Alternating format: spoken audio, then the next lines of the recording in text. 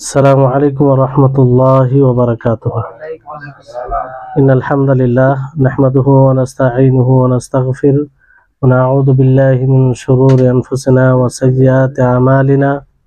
من يهده الله فلا مضل له ومن يضلله فلا هادي له، وأشهد أن لا إله إلا الله وحده لا شريك له، وأشهد أن محمدا عبده ورسوله.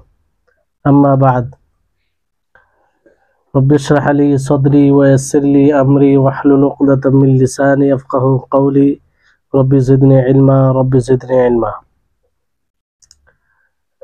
প্রশংসা মাত্রই সেই মহান আল্লাহ তাবারক ওয়া তাআলার জন্য, যিনি আমাদের সকলকে সৃষ্টি করেছেন, যিনি আমাদেরকে এমন এক মজলিসে উপস্থিত হওয়ার তৌফিক দিয়েছেন যেখানে ক্বাল আল্লাহ ক্বাল রাসূল, আল্লাহ এবং তার রাসূলের কালামের ব্যাখ্যা হয়, কোরআন ও হাদিসের কথা হয়। আজকে বিশেষ করে রাসূলের হাদিস নিয়ে আলোচনা হবে। আমরা বিগত কয়েক সপ্তাহ থেকে ইমাম নওয়াবী রাহিমাহুল্লাহ যে আল আরবাঈন আন-নওয়াবী আমরা পড়ছি, তারই ধারাবাহিকতা বজায় রেখে আজকে প্রায় 12 নম্বর ক্লাস। তো সেই ক্লাসে আমাদেরকে উপস্থিত হওয়ার তৌফিক দিয়েছেন, ফলে আমরা সকলে বলি আলহামদুলিল্লাহ। তারপরে আমাদের সকলের প্রাণ প্রিয় নবী করিম মুহাম্মদ মুস্তাফা সাল্লাল্লাহু আলাইহি ওয়াসাল্লাম, ওনার উপর অসংখ্য শান্তি ধারা বর্ষিত হোক। আল্লাহুম্মা সাল্লি আলাইহি আল্লাহুম্মা বারিক আলাইহি। আমরা গত ক্লাসে 6 নম্বর হাদিস পড়েছিলাম। হাদিসের অনেকটাই ব্যাখ্যা বিশ্লেষণ জেনেছিলাম। তো হাদিসটি আবার বলে দিই, সেই হাদিসের কিছু অংশ বাকি আছে। আর হাদিসটি খুবই গুরুত্বপূর্ণ। আপনারা যদি গত ক্লাস করে থাকেন, বুঝে থাকেন, তাহলে আশা করি আপনারা অনুভব করেছেন। আর সেই হাদিসের ব্যাপারে ওলামাগুন মুহাদ্দিসিনগুন বলেছেন যে দিনের তৃতীয়াংশ এতটা গুরুত্বপূর্ণ হাদিস যে এই হাদিসের ব্যাপারে ওলামাগুন বলেছেন দিনের তৃতীয় অংশ। আর কোন মুহাদ্দিস বলেছেন যে দিন আমলের দিক দিয়ে 3টি হাদিসের উপরে নির্ভর করে। কয়টি হাদিসের উপরে? 3টি। একটি হচ্ছে ইন্নামাল আমালু বিন্নিয়াত, যেটা নিয়ত সম্পৃক্ত, আভ্যন্তরীণ যেটা নিয়ত সেটা। আর একটা হচ্ছে মান আহাদাসা ফি আমরিনা, যেটা বাহ্যিক আমাদের আমল নবী সাল্লাল্লাহু আলাইহি ওয়াসাল্লামের পদ্ধতি অনুযায়ী হবে সেই নিয়ে। আর একটা হচ্ছে ইন্নাল হালালা বাইয়িনুন ওয়াল হারামা ওয়া ইন্নাল হারামা বাইয়িনুন, যে এই হাদিসে বলা হয়েছে যে শরীয়তে ইসলামিয়াতে 3 প্রকারের বিধান রয়েছে। একটা হচ্ছে সুস্পষ্ট হালাল, সুস্পষ্ট হারাম, আর একটা হচ্ছে যে দ্বিধা কিংবা সন্দেহজনক বিষয়। বুঝতে পারলেন? তো এবার মুস্তাবেহাত যাকে বলা হয়, তো এটা কি করে হয়, কি বিষয়ে কেমন করে সন্দেহজনক হয়, এগুলো নিয়ে আলোচনা হয়েছিল। আর এটা স্পষ্ট করা হয়েছিল যে সবসময় আমাদের চেষ্টা করতে হবে মুস্তাবেহাত থেকে বেঁচে থাকা। মুস্তাবেহাত বলতে ওই সন্দেহজনক জিনিস, যেটা দ্বিধা তৈরি করে যে এটা করব কি করব না, সঠিক না বেঠিক। বুঝতে পারলেন? তো এই জিনিসগুলো থেকে বেঁচে থাকা, যারাই এটা থেকে বেঁচে থাকবে তারাই হারাম কম করে। কিন্তু যারা এটার বারবিচ করে না, এটা ভালো করে পার্থক্য করে না, কিংবা সবসময় এই সন্দেহজনক জিনিস করতে থাকে, তারা কিন্তু তাদের দ্বারা হারাম কাজ বেশি হয়। বুঝতে পারলেন? তো এইগুলো আলোচনা হয়েছিল। তারপরে হাদিসের কিছু উপকারিতা বলতে গিয়ে সময়ের কারণে আর বলা হয়নি। তো এই হাদিসের অনেক উপকারিতা রয়েছে। তার মধ্যে একটা হচ্ছে যে উক্ত হাদিসে নবী করিম মুহাম্মদ সাল্লাল্লাহু আলাইহি সাল্লাম শুবহাত থেকে বাঁচার প্রতি উদ্বুদ্ধ করেছেন, যাতে আমরা সন্দেহজনক জিনিস না করি। যে জিনিসটা দ্বিধা সৃষ্টি করে যে এটা হবে কি হবে না, এটা সঠিক না বেঠিক, সেই জিনিসগুলো থেকে যেন আমরা বেঁচে থাকি। কারণ হাদিসে কি বলা হয়েছে যে যারাই বলা হয়েছে যে ফামানিত তাকা শুবহাতি ফাকাদিস্তাবরা লিদীনিহি ওয়া ইরদিহি, যে যারাই শুবহাত সন্দেহজনক জিনিস থেকে বেঁচে থাকে, তারা দিনের দিক দিয়ে আর সম্মানের দিক দিয়ে দায়মুক্ত, নিজের দিনকে এবং সম্মানকে হেফাজত করে। বুঝতে পারলেন? তো এটা হচ্ছে বিষয়। কিন্তু এখানে দেখতে হবে যে আসলে কি সেটা সন্দেহজনক বিষয়, সেটার জন্য দলিল লাগবে। কিন্তু যাকে তাকে যে কোনো বিষয়কে আমি ভেবে নিলাম যে এটা সন্দেহজনক, এটা শুবহাতের মধ্যে পড়ছে, এরকম ভাবলে এটা চলবে না, বুঝতে পারলেন? মানে সেটার দলিল লাগবে যে এটা সন্দেহজনক জিনিস, এটা সন্দেহজনক জিনিস, বুঝতে পারলেন? তাহলে এটা হচ্ছে একটা বিষয়। যদি দলিল না থাকে আর এমনি মনে করেন সন্দেহজনক, তো এটা একটা খেয়াল, মানে অশ্বাসা মনে করতে হবে। কি মনে করতে হবে? অশ্বাসা মনে করতে হবে, যেটাকে ভিত্তি করে ছাড়া যাবে না। মানে এমন মুস্তাবে এমন জিনিস হবে দ্বিধা, যে সেখানে ভাবা কিংবা সেটাকে ত্যাগ করা, মানে সেটা মুস্তাবে দ্বিধা পড়ে যায়, এরকম কোনো জিনিস থাকতে হবে, দলিল থাকতে হবে, বুঝতে পারলেন? যদি এরকম বিষয় হয় যে সত্যিকারে সেটা দ্বিধা কিংবা সন্দেহজনক জিনিস, তাহলে সেখান থেকে বেঁচে থাকাটাই তাকওয়ার পরিচয় হবে। কি হবে? তাকওয়ার পরিচয় হবে, বুঝতে পারলেন? এর উদাহরণ দেখেন, যে যেখানে মানে বেঁচে থাকার কিংবা মুস্তাবে হয় না, তো সেখানে বেঁচে থাকার প্রয়োজন নেই, সেটা করতে হবে। যেমন আয়েশা রাদিয়াল্লাহু তাআলা আনহা থেকে বর্ণিত, তিনি বলেন যে কিছু মানুষ নবী সাল্লাল্লাহু আলাইহি সাল্লামের নিকটে আসে, আর তারা বলেন যে ইয়া রাসূলুল্লাহ ইন্না কওমান ইয়াতুনা বিল্লাহমি লা নাদরি আযাকারু ইসমাল্লাহি আলাইহি আমলা। তারা বললেন যে আমাদের নিকটে কিছু মানুষ এসে মাংস দেয়। কি দেয়? মাংস দেয়। আমরা জানি না যে তারা সেই মাংস, যারই মাংস হোক, সেটা জবাই করতে গিয়ে আল্লাহর নাম নিয়েছে না আল্লাহর নাম নেয়নি, এটা তো আমরা জানি না।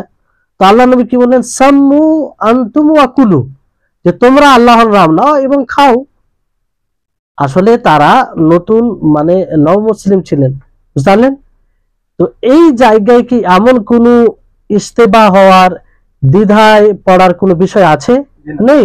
যেহেতু আল্লাহ নবী বললেন যে খাও, না আল্লাহর নাম নিয়ে খাও, বুঝতে পারলেন? তো এখানে কোনো দ্বিধার বিষয় নেই, কোনো সন্দেহের বিষয় নেই, এই জন্য আল্লাহ নবী বললে খাও, তো এতে কোনো সমস্যা নেই, বুঝতে পারলেন? এবার ধরেন যদি আপনাকে কোনো আহলে কিতাবদের মধ্যে, কাদের মধ্যে? আহলে কিতাবদের মধ্যে কারা কারা আছে? ইহুদি খ্রিস্টান, এই দুইটা একে আহলে কিতাব বলা হয়। কেন? যে এদের পূর্বে মুসা আলাইহিস সালামের উপরে কিতাব নাযিল হয়েছে, তাই না?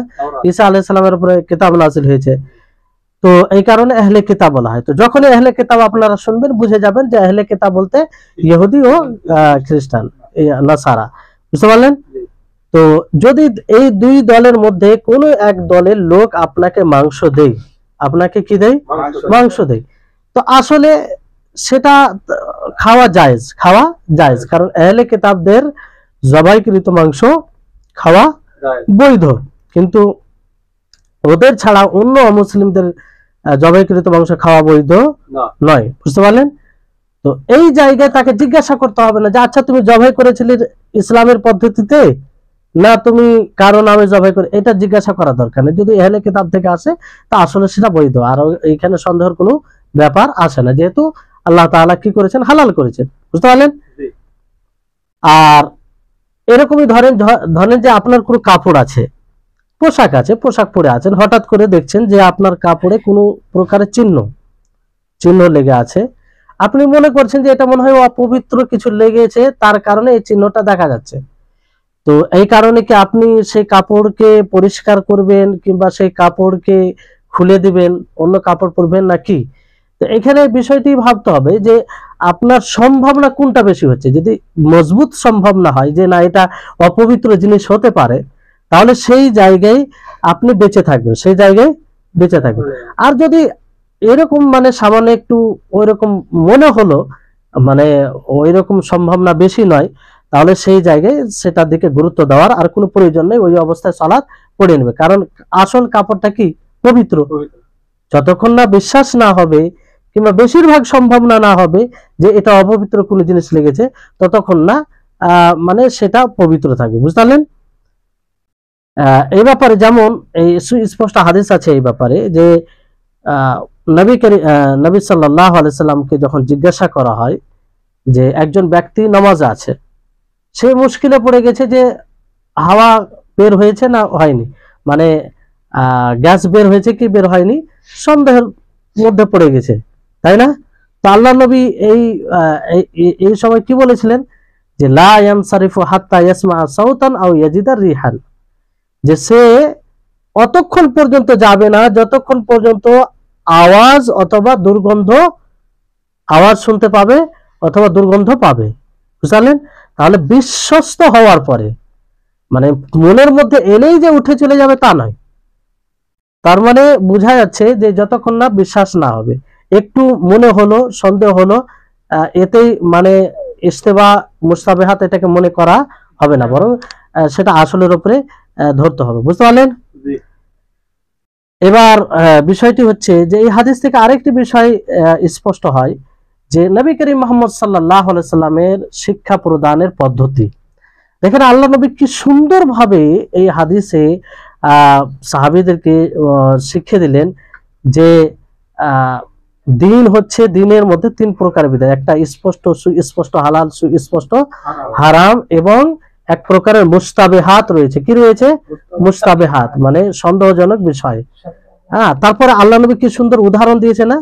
যেমন রাখাল, এদিকে গুরুত্ব দেন, মনোযোগ দিয়ে শুনেন, যে যেমন রাখাল যদি কোনো চাষ, যে জায়গায় চাষ করা আছে যেখানে সবুজ লতা পাতা সবকিছু রয়েছে, সেই জায়গায় যদি ছাগল অথবা কোনো পশু চড়ায়, তো সম্ভাবনা রয়েছে যে সে সেখানে চলে যাবে। হ্যাঁ, তার সাথে উদাহরণ দিলে যে অনুরূপ ভাবে যারা এই সন্দেহজনক জিনিসের নিকটে থাকে, বারবার করতে থাকে, তাদের দ্বারাই বেশি সম্ভাবনা হারাম কাজ করার। বুঝতে পারলেন? তো আল্লাহ নবী কি সুন্দরভাবে উদাহরণ দিয়ে বুঝালেন। বুঝতে পারলেন?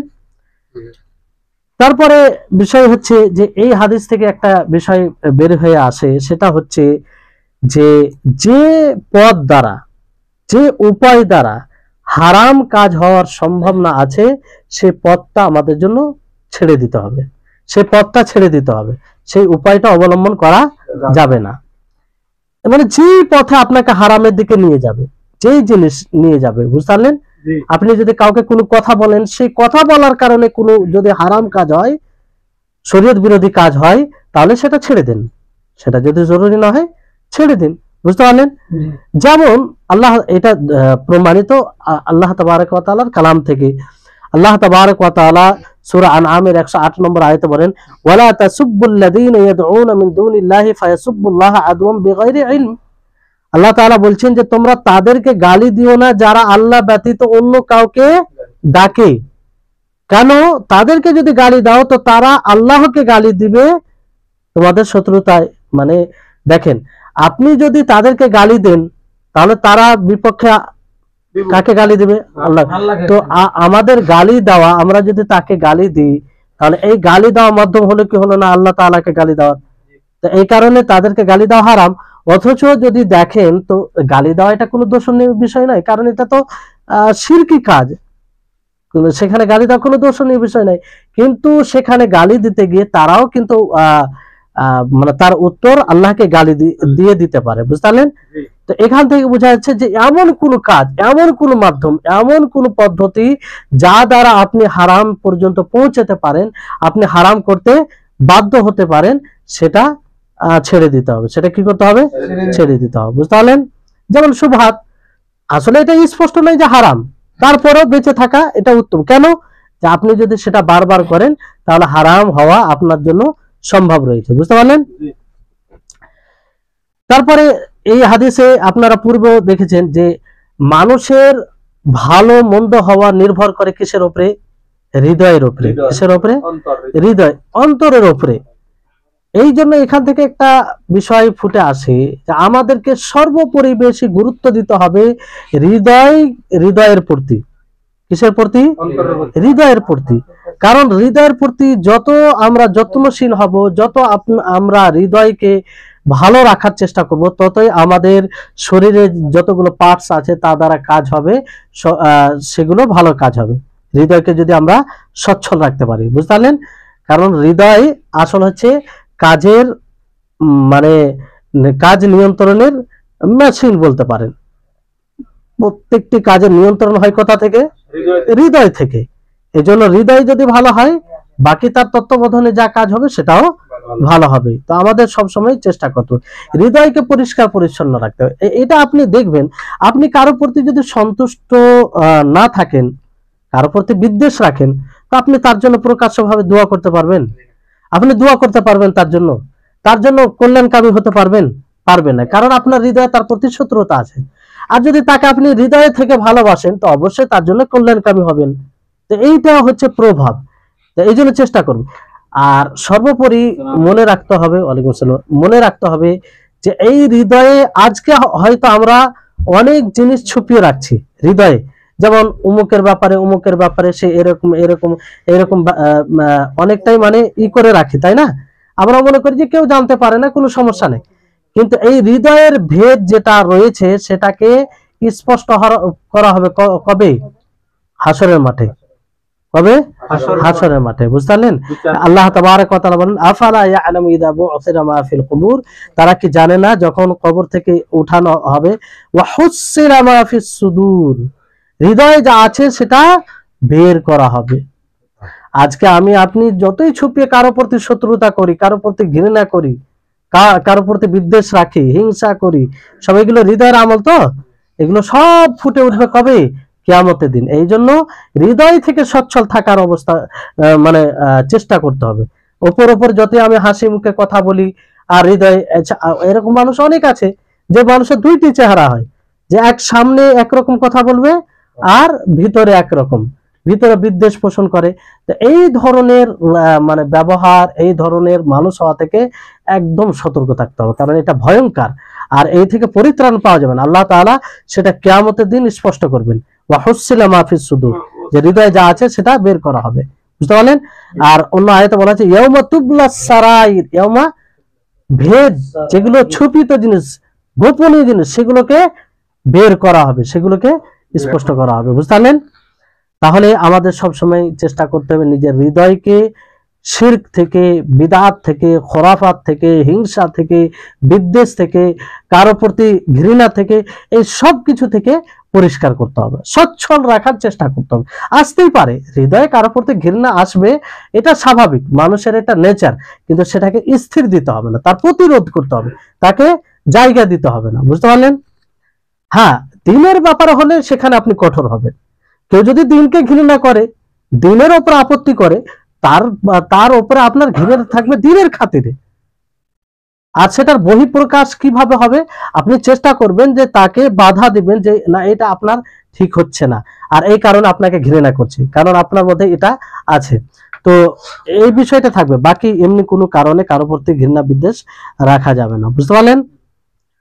আর এটা এই হাদিস থেকে তাদেরও খণ্ডন হচ্ছে, যেটা আপনারা গত ক্লাসে শুনেছেন, যে অনেকে বলে না যে তাকওয়া এখানে আছে, তাকওয়া কি এখানে, অথচ সে মদ খায়, সিগারেট খায়, হ্যাঁ, নামাজ পড়ে না, আর বলে তাকওয়া এখানে আছে।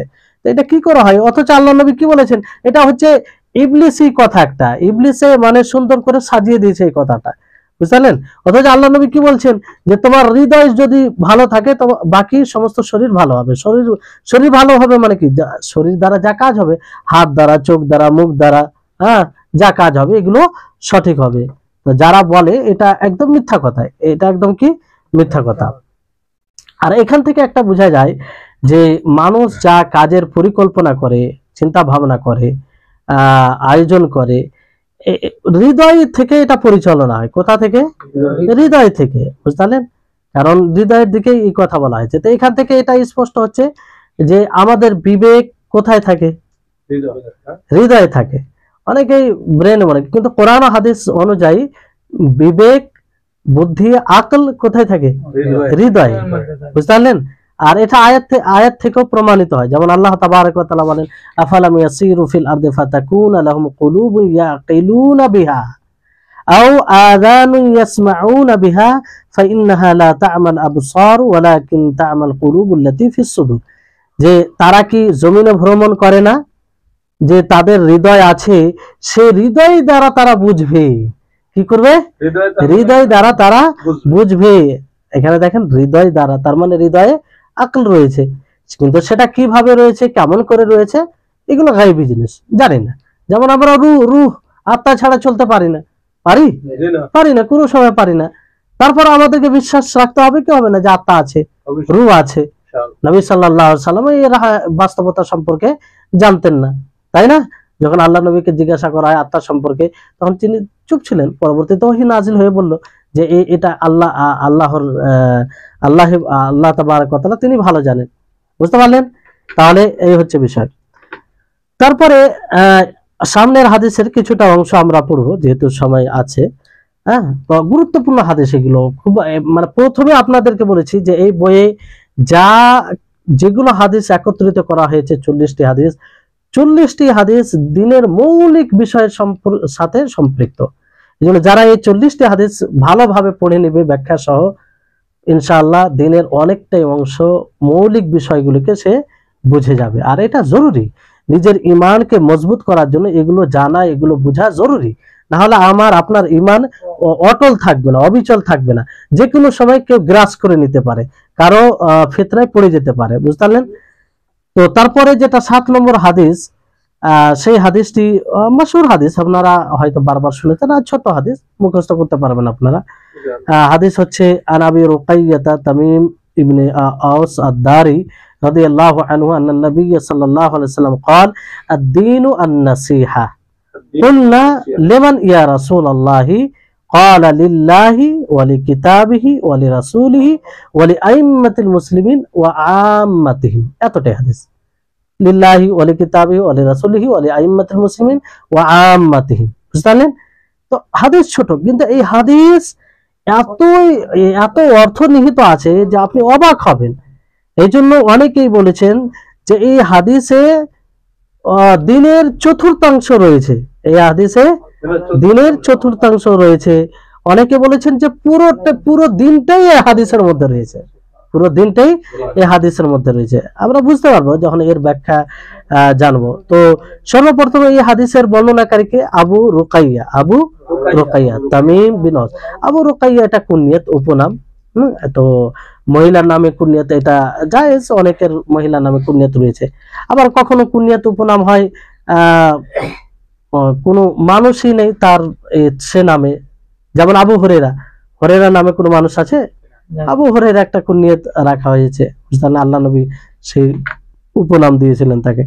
তো এইভাবে কেউ মহিলার নামে কুনিয়াত রাখে, তো আবু রুকাইয়া তাই। বুঝলেন? তো তিনার নাম হচ্ছে তামিম বিন আওস। আর ইনার সহিহ মুসলিমে একটি হাদিস, শুধু এটাই হাদিস। বুঝলেন? এই হাদিসটা, আজকে যে হাদিসটি আমরা পড়লাম। আর আরেকটি হাদিস আছে, তো সেই হাদিসটি নবী সাল্লাল্লাহু আলাইহি ওয়াসাল্লাম তার থেকে বর্ণনা করেছেন। হাদিসুল জাসসাস বলা হয়। কি বলা হয়? জাসসাস, মানে দাজ্জালের কথা সেই হাদিসে বলা হয়। যে দুটি হাদিস ছাড়া তার কোনো আর অন্য কোনো হাদিস নেই। বুঝলেন? তো ইনি মদিনায় অবস্থান করেছিলেন, তারপরে সেখানে তিনি অবস্থান করেছিলেন। তারপরে বাইতুল মাকদিসে তিনি চলে গেছেন, বাইতুল মাকদিস যেটা ফিলিস্তিনে অবস্থিত। বুঝতে পারলেন? আর তিনি তামিম আদ-দারি নামে মাশহুর, প্রসিদ্ধ। 9 হিজরিতে সম্ভবত উনি ইসলাম গ্রহণ করেন। বুঝতে পারলেন? আর মৃত্যুবরণ করেন 40 হিজরিতে। তো এই সংক্ষিপ্ত পরিচয়। তো এই হাদিসের অর্থ ভালো করে শুনেন যে আবু রুকাইয়া তামিম বিন আওস আদ-দারি রাদিয়াল্লাহু তাআলা আনহু থেকে বর্ণিত, নবী সাল্লাল্লাহু আলাইহি ওয়াসাল্লাম বলেন আদ-দীনু আন-নাসিহা। আদ-দীনু আন-নাসিহা, দিন হচ্ছে সদুপদেশের নাম, কল্যাণকামীর নাম। দিন আন-নাসিহা, কল্যাণকামীর নাম। বুঝলেন? কুলনা, সাহাবায়ে কেরাম বললেন যে কুলনা, আমরা বললাম, লিমাইয়া রাসূলুল্লাহি, যে হে আল্লাহর রাসূল, কার জন্য কল্যাণকামিতার নাম? দিন কার জন্য কল্যাণকামিতা? তখন আল্লাহ নবী বললেন লিল্লাহি, আল্লাহর জন্য। কার জন্য? আল্লাহর জন্য। ওয়ালি কিতাবিহি, এবং তার কিতাব, আসমানি গ্রন্থ জন্য, কিতাব অর্থাৎ কোরআনের জন্য। ওয়ালি রাসূলিহি, এবং তার রাসূলের জন্য। ওয়ালি আইম্মাতিল মুসলিমিন, মুসলিম শাসকের জন্য। কার জন্য? মুসলিম। ওয়া আম্মাতিহিম, এবং সাধারণ মানুষের জন্য। তাহলে সকলেই চলে এলো না? লিল্লাহি, ওয়ালি কিতাবিহি, ওয়ালি রাসূলিহি, শাসকও চলে এলো, সাধারণ মানুষও চলে এলো, রাসূলগণও চলে এলো, আর কিতাবও চলে এলো। তাহলে আল্লাহর জন্য সব কিছু চলে এলো এর মধ্যে।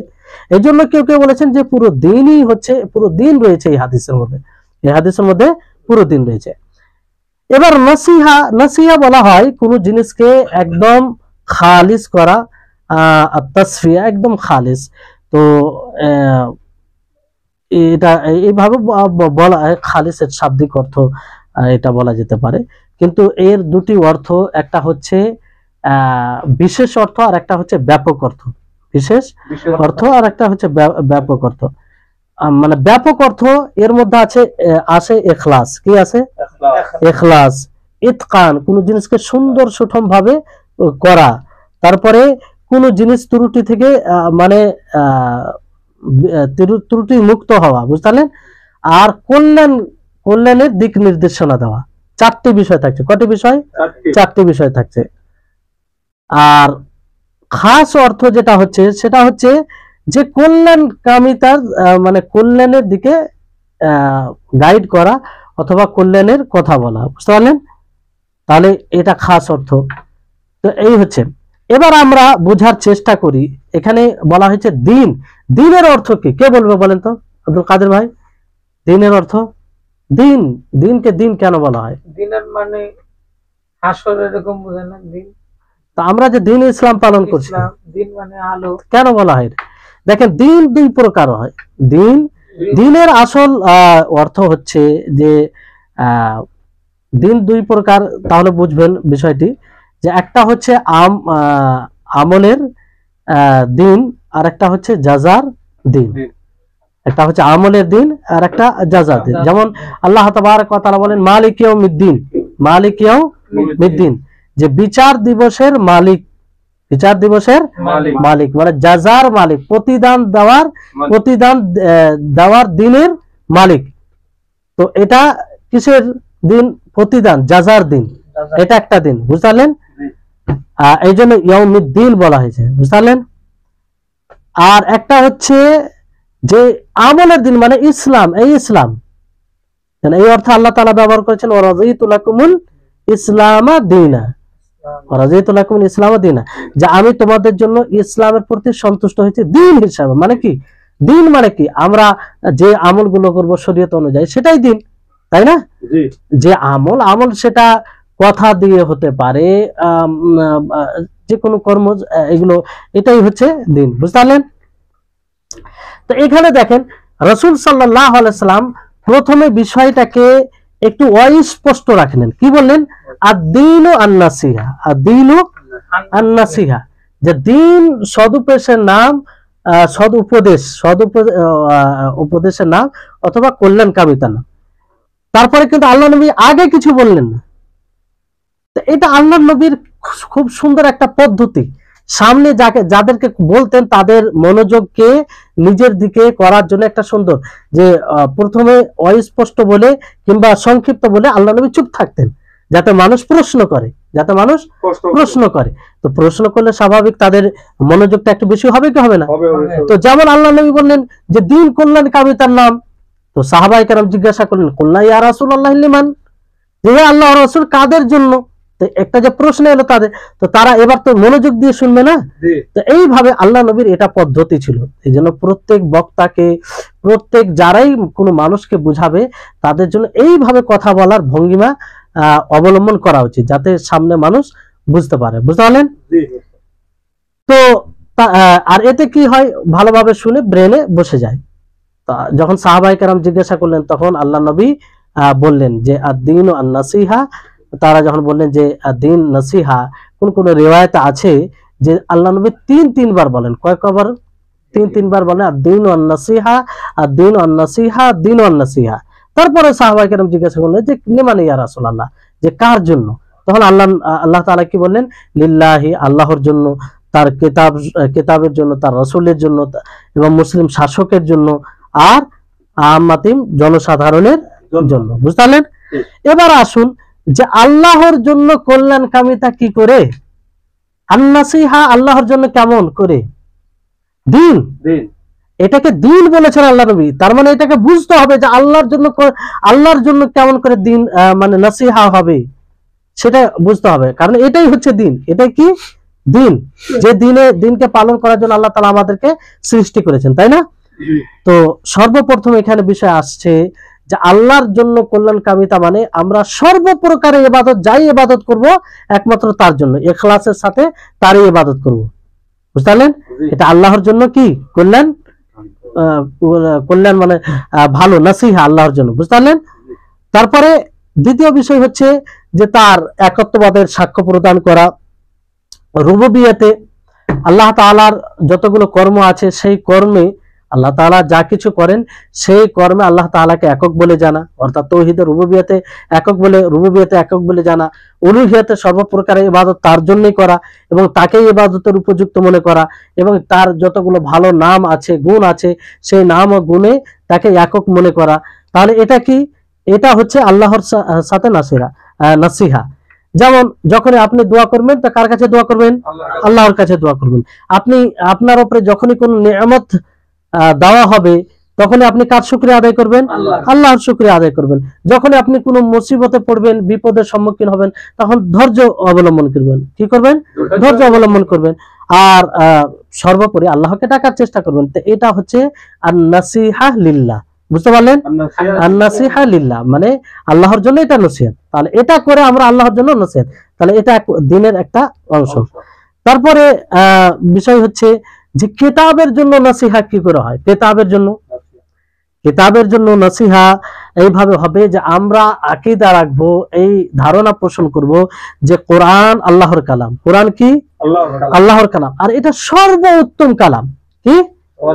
সর্বোত্তম কালাম। এর চেয়ে উত্তম তো দূরে কথা, এর সমপরিমাণ কোনো কালাম নেই।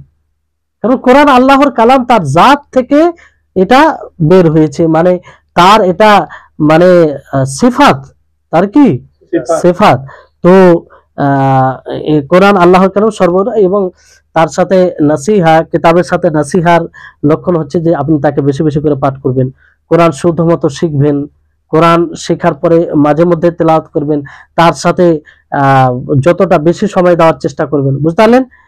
তারপরে কোরআনের বিরুদ্ধে যদি কেউ কিছু কথা বলে তার আপনি প্রতিরোধ করবেন, কোরআনের ব্যাপারে মানুষকে আগ্রহী করবেন, কোরআনের শিক্ষা প্রদান করবেন।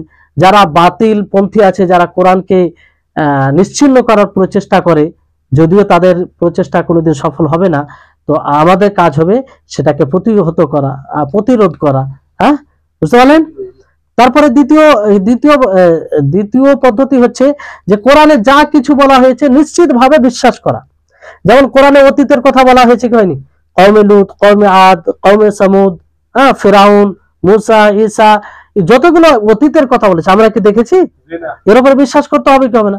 একদম নিশ্চিত ভাবে বিশ্বাস করতে হবে, যাতে কোনো প্রকারের সন্দেহ অবকাশ না থাকে। বুঝতে পারলেন? যে অতীত হোক, বর্তমান হোক, ভবিষ্যৎ হোক, যা কিছু কোরআনে বলা হয়েছে তার উপরে বিশ্বাস করতে হবে, মানে তার সত্যায়ন করতে হবে। তৃতীয় বিষয় হচ্ছে যে কোরআনে যা কিছু আদেশ সমূহ রয়েছে, কি রয়েছে? আদেশ। আল্লাহ তাআলা যা কিছু হুকুম করেছেন কিতাবুল্লাহতে, সেটার অনুসরণ করতে হবে। কি করতে হবে? অনুসরণ করতে হবে। চতুর্থ বিষয় হচ্ছে যে কোরআনে যা কিছু থেকে নিষেধ করা হয়েছে, চুরি, জেনা, ব্যভিচার, মিথ্যা কথা, কাউকে ধোঁকা দেওয়া, সবগুলোতে নিষেধ করা হয়েছে কি হয়নি? এগুলো থেকে বিরত থাকতে হবে। এটা হচ্ছে কোরআনের জন্য নাসিহা, কোরআনের জন্য নাসিহা। বুঝতে পারলেন? 5 নম্বর বিষয় হচ্ছে যে কোরআনে যে বিষয়টি রয়েছে, যা কিছু বলা হয়েছে সেটাকে সর্বোত্তম মনে করতে হবে, যেটা প্রথম এতে চলে এসেছে। বুঝতে পারলেন? 6 নম্বর বিষয় যেটা মনে রাখতে হবে যে এই কোরআনে প্রত্যেকটা তার এক একটা অক্ষর কার পক্ষ থেকে? আল্লাহ তাআলার পক্ষ থেকে। আর যেই কোরআনকে আল্লাহ তাআলা সর্বপ্রথম কাকে বলেছেন? জিবরিল আলাইহিস সালাম। জিবরিল আলাইহিস সালাম তখন নবী সাল্লাল্লাহু আলাইহি সাল্লামের নিকটে নিয়ে এসেছেন। বুঝতে পারলেন? তা আর সেটা কি কোন ভাষায় নাজিল হয়েছে?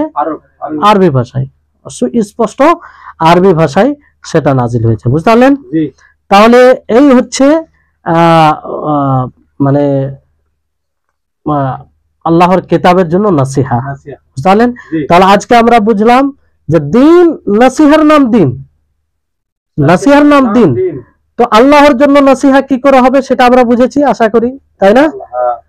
আর তার কিতাবের জন্য নাসিহা কি করে হবে সেটা বুঝেছি, এবং সেই মতো আমরা আমল করব, যাতে, কারণ এটাই হচ্ছে দিন, এটাই হচ্ছে দিন। তারপরে পরবর্তীতে ইনশাআল্লাহ শনিবার এই হাদিসের ক্লাস আছে, সেই দিন আমরা বাকি অংশটা যেগুলো বাকি আছে সেগুলো আমরা জানার চেষ্টা করব। ইনশাআল্লাহ খুব গুরুত্বপূর্ণ আগে, কারণ এটাকে আল্লাহ নবী দিন বলে আখ্যায়িত করেছেন। তার মানে এইসব বিষয়কে বোঝা আমাদের সকলের জন্য জরুরি। বুঝতে পেরেছেন? জি আল্লাহ তাবারক ওয়া তাআলা নিকটে দোয়া করি আল্লাহ যেন আমাদের সকলকে রাসূলের এই অমীয় বাণীকে বোঝার এবং সেই মতো জীবন যাপন করার তৌফিক দান করেন। আমিন। ওয়া আখির দাওয়ানা আলহামদুলিল্লাহি রাব্বিল আলামিন। আসসালামু আলাইকুম ওয়া রাহমাতুল্লাহি ওয়া বারাকাতুহু।